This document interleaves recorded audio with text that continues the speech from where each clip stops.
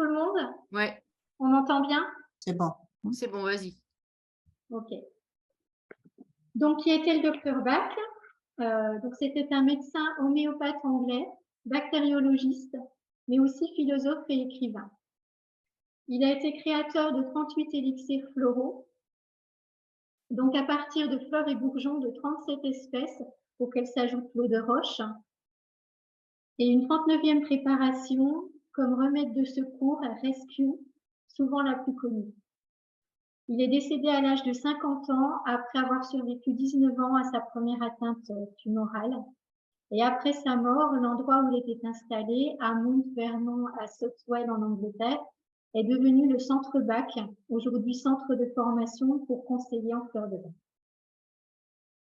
Sa philosophie, il partageait l'opinion d'Hippocrate selon laquelle il n'existe pas de maladie mais de malades. Selon lui, ce sont nos émotions négatives, comme les soucis, les peurs, les angoisses, les traumatismes, qui ouvrent la porte à l'invasion de la maladie. Donc, en trouvant des plantes qui soignent nos troubles émotionnels, nous travaillons à notre mieux-être, mais nous activons également notre potentiel d'auto-guérison. Autrement dit, une vie émotionnelle saine et une personnalité équilibrée permettront au corps de retrouver son propre état de santé naturelle. Les émotions ressenties par les animaux. Donc, l'utilisation des fleurs de Bach est surtout connue pour les humains. Elle l'est moins pour les animaux. Quand on les propose à nos clients, ils sont souvent surpris. Ils ne savent pas qu'ils peuvent les utiliser sans aucun risque pour les animaux de compagnie. Donc, contrairement aux huiles essentielles qui, pour beaucoup, sont toxiques. Non seulement c'est sans risque, mais les animaux sont d'autant plus réceptifs qu'il n'y aura pas le mental pour faire barrière. Et les résultats peuvent être très rapides. Grâce aux recherches scientifiques, l'idée selon laquelle les animaux sont des êtres sensibles, capables de ressentir des émotions, n'est plus controversée. La loi du 28 janvier 2015 reconnaît l'animal comme un être vivant doué de sensibilité dans le corps humain. Donc, ils connaissent les mêmes émotions que nous, joie, surprise, peur, dégoût, tristesse, colère, amour, empathie. C'est leur manière de les exprimer qui va différer parce qu'ils ne sont pas dotés notamment du langage verbal.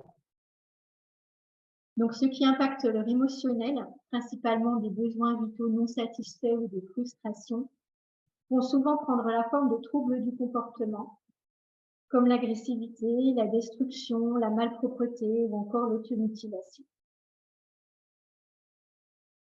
Comment ces élixirs floraux sont-ils fabriqués? Donc, selon deux modes, ce que le docteur Bach a appelé la méthode du soleil.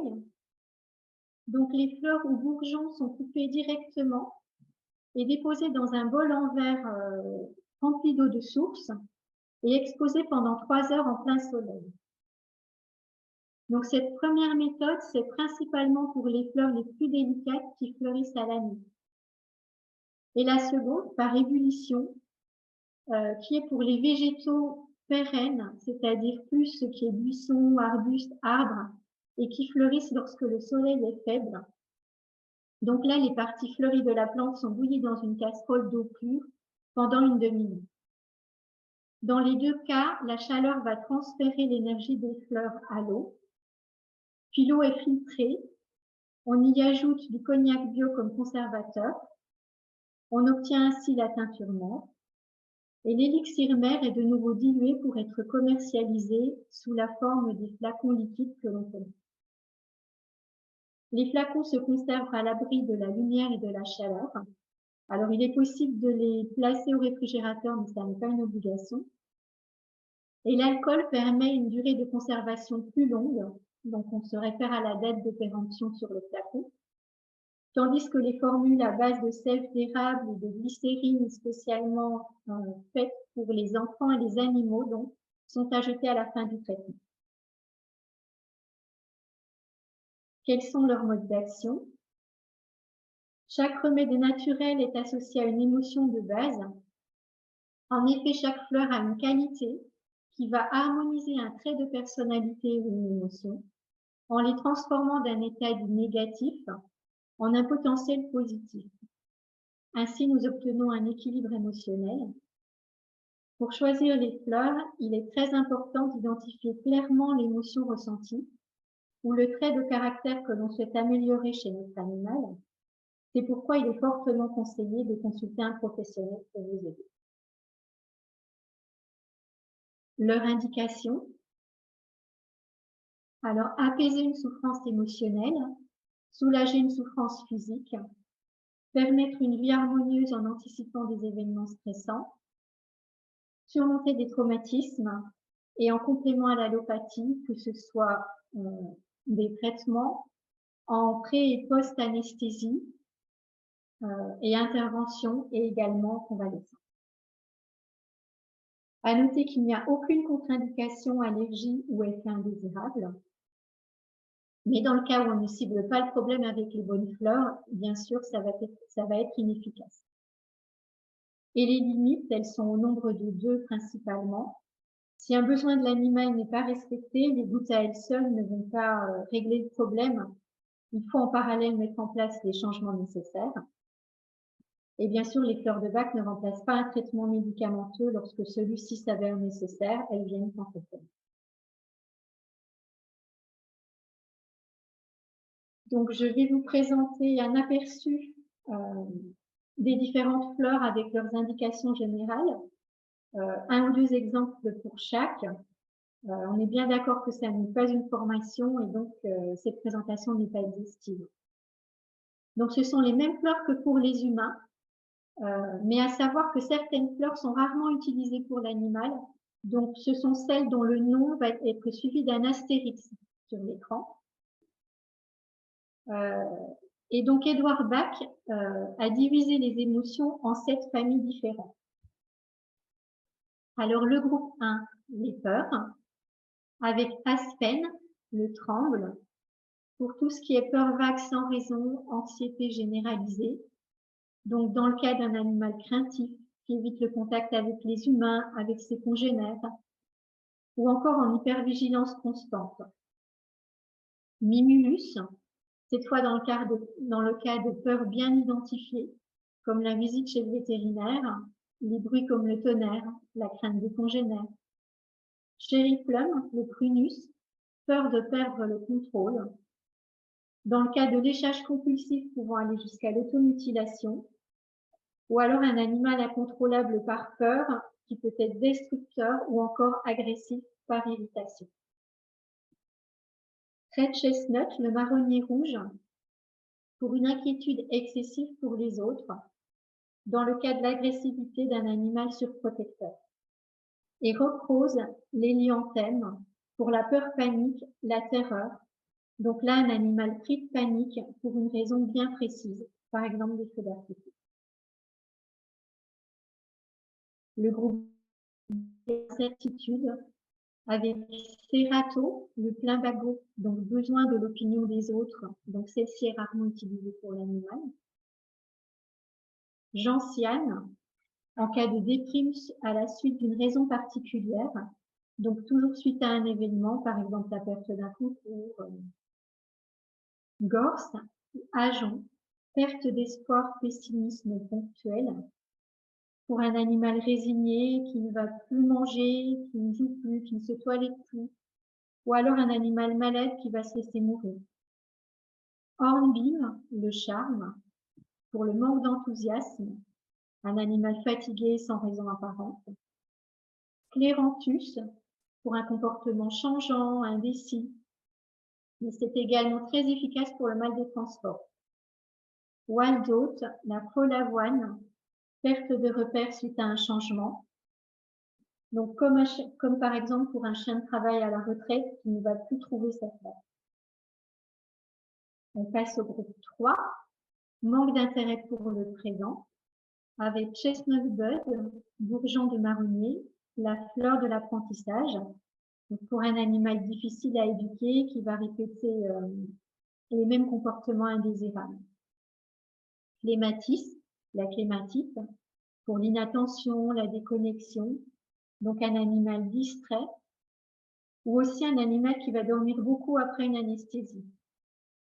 Honeysuckle, chèvrefeuille, nostalgie pour le passé, donc rarement utilisé parce qu'en général l'animal vit dans le présent. On pourra quand même le prescrire pour un animal qui a perdu son maître et qui le cherche ou qui ne s'adapte pas à une nouvelle famille. Mustard, la moutarde, pour une tristesse profonde sans raison. Olive, l'olivier, en cas de surmenage, épuisement suite à un effort. Donc pour des chiens de travail, des chiens de concours, mais aussi pour un animal affaibli par une maladie ou en post-anesthésie aussi.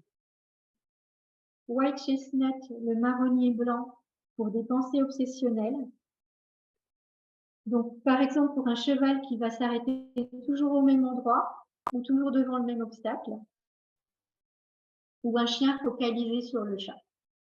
Et wild rose, l'églantier, pour la résignation, l'apathie, en général un animal soumis qui se laisse tout faire sans rien dire. Quatrième groupe, la solitude, avec Isa, la bruyère, pour l'égocentrisme. Donc là, ça va être un animal en demande constante d'attention de tout le monde. Souvent un animal qu'on ne peut pas laisser tout seul et qui sera assez destructeur. Impatience, donc pour l'impatience, en cas d'hyperactivité, d'agressivité par manque de patience. Water violet, la violette d'eau, pour le caractère solitaire, donc un animal très indépendant qui ne recherche ni la compagnie des humains, ni des congénères, ni les câlins. Cinquième groupe, l'hypersensibilité aux influences et idées des autres. Agrimonie et gremoine, fleur de l'autodérision, donc celle-ci en général n'est pas donnée à l'animal. Centauri, la centaurée, fleur de l'obéissance. Pour un animal soumis, incapable de se défendre ou encore intimidé par ses congénères. Oli, le hou, la fleur de la colère, la jalousie, un comportement agressif spontané, ou alors un animal qui ne supporte pas l'arrivée ou la présence d'un nouveau venu dans la famille. Walnut, le noyer, la fleur de l'adaptation. Donc celle-ci, on la prescrit très souvent par contre, pour tous les changements dans la vie de l'animal, donc que ce soit au niveau environnemental, la vie familiale, pour un déménagement. Et on va systématiquement la donner après une adoption en association avec Star of Bethlehem. Le groupe 6, tristesse, abattement et désespoir, avec Crab Apple, le pommier sauvage, qui est un remède de purification. Donc on va pouvoir l'utiliser pour un nettoyage de l'organisme après une anesthésie, en cas d'affection cutanée, d'infestation parasitaire, et puis plus globalement pour un animal qui se toilette exagérément jusqu'à l'automutilation. Elme, l'orme, la fleur de la responsabilité, pour une fatigue par trop de responsabilités chez les chiens de travail, concours, pour des mises bas aussi difficiles à gérer. Et en fait, ça correspond au burn-out de l'animal. L'arche, le mélèze, pour le manque de confiance en soi, donc là pour des animaux plutôt timides. Hawk, le chêne, la fleur du combattant. Dans le cas de surestimation de ses forces pouvant aller jusqu'à l'épuisement, un animal malade aussi qui va refuser de se reposer. Palme, le pin sylvestre, en cas de culpabilité, donc celle-ci a été utilisée. Star of Bethlehem, l'étoile de Bethléem, donc celle-ci qu'on utilise aussi beaucoup pour tout ce qui est choc, chagrin. Donc tout ce qui est traumatisme physique ou émotionnel. Ça peut aussi être utilisé en post-opératoire et en cas de maltraitance. Sweet chestnut, le châtaignier, extrême angoisse, dépression, suite à un événement douloureux, également pour des souffrances en fin de vie. Willow, le saule, l'auto-apitoiement.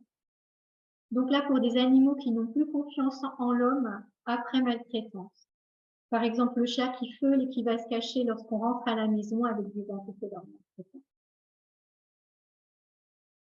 Et enfin, le dernier groupe, la préoccupation excessive du bien-être des autres, avec Beach, le hêtre, pour l'intolérance, Donc un animal intolérant, que ce soit envers les humains, envers les autres animaux, mais aussi envers certaines situations. Chicorée, la chicorée pour l'hyperattachement. Un animal possessif, trop protecteur envers son maître, qui demande beaucoup d'attention, voire qui va être destructeur en l'absence de son maître. En fait, qui demande surtout l'attention de son maître, en continu. Rockwater, l'eau de roche, la fleur de l'exigence. Verveine, pour un excès d'enthousiasme, donc en cas de nervosité ou d'excitabilité trop importante. Et Vine, la vigne, donc pour l'autorité, par exemple pour un chien dominant qui va s'affirmer par l'agressivité.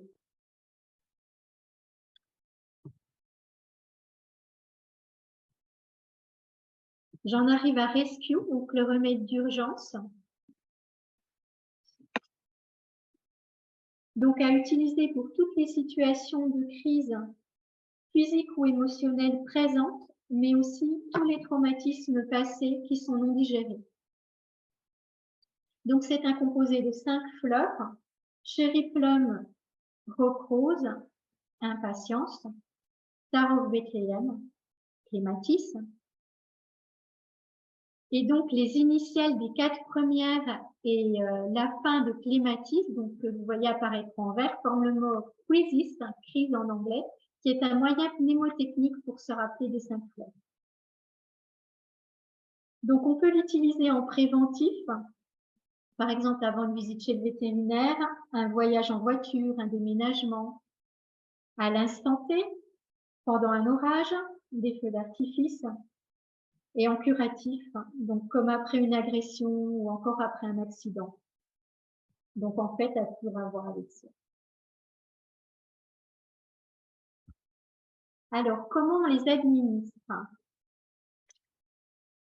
Donc, quelle que soit la taille de l'animal, le dosage est de 4 gouttes 4 fois par jour. En effet, un cheval, qui est un animal très sensible, aura le même dosage qu'un chat ou un petit chien. On va les mettre sur l'alimentation, dans l'eau, mais également, on peut être amené à les apposer directement sur le museau ou sur les pattes que l'animal va lécher. Donc, le mode d'action étant vibratoire, pas d'inquiétude si vous ne pouvez pas donner jusqu'à 4 fois par jour. Par contre, ce qui va être très important, c'est la régularité. Rescue va pouvoir être pris, lui, jusqu'à 6 à 8 fois par jour. Et la durée moyenne de traitement donc, va aller de 3 semaines, au bout desquelles on pourra réajuster les fleurs si on voit qu'elles ne sont pas très efficaces. Et ça pourra aller jusqu'à 3 mois, donc c'est une moyenne, mais sachant qu'on pourra toujours administrer un traitement plus longuement. Et pour cerner un problème, donc on préconise souvent des mélanges qui peuvent aller jusqu'à 6 fleurs. On conseille fortement aussi que le gardien prenne également un mélange. Donc soit le même mélange que son animal pour harmoniser tous les deux leurs émotions, soit un mélange plus spécifique. Et l'animal étant une éponge émotionnelle, en fait, il est capable de manifester des émotions qui ne lui appartiennent pas vraiment, mais qui peuvent appartenir à son gardien. C'est ce qu'on appelle l'effet miroir. D'où l'importance d'en prester également un gardien. Et à noter que certaines fleurs peuvent s'appliquer en externe. En effet, il existe la crème Rescue pour les plaies, Crab Apple si c'est infecté, et Star of Bethlehem pour la cicatrisation. En conclusion, donc, je vous ai présenté les indications générales des plantifleurs, mais pour avoir la meilleure réponse à un problème, il faut étudier le contexte et déterminer l'origine, car selon cette dernière, on peut être amené à prescrire des fleurs bien différentes. Par exemple, on peut traiter l'agressivité d'un chien avec Vine, Beach, Holly, Impatience ou Cherry Plum. Des aboiements avec Vine, Chicory, Heather, Red Chestnut. Donc, au vu des diverses possibilités, le mieux, si l'on n'est pas formé, est de faire appel à un comportementaliste animalier compétent en la matière, comme au sein de notre association. Ce dernier est le mieux placé pour prescrire les bonnes fleurs, puisqu'il aura tout questionné au cours de son entretien comportemental. Et pour finir, donc à savoir qu'en Angleterre, les vétérinaires conseillent beaucoup les fleurs de bac. Voilà, je vous remercie de votre écoute et je suis à votre disposition pour des questions.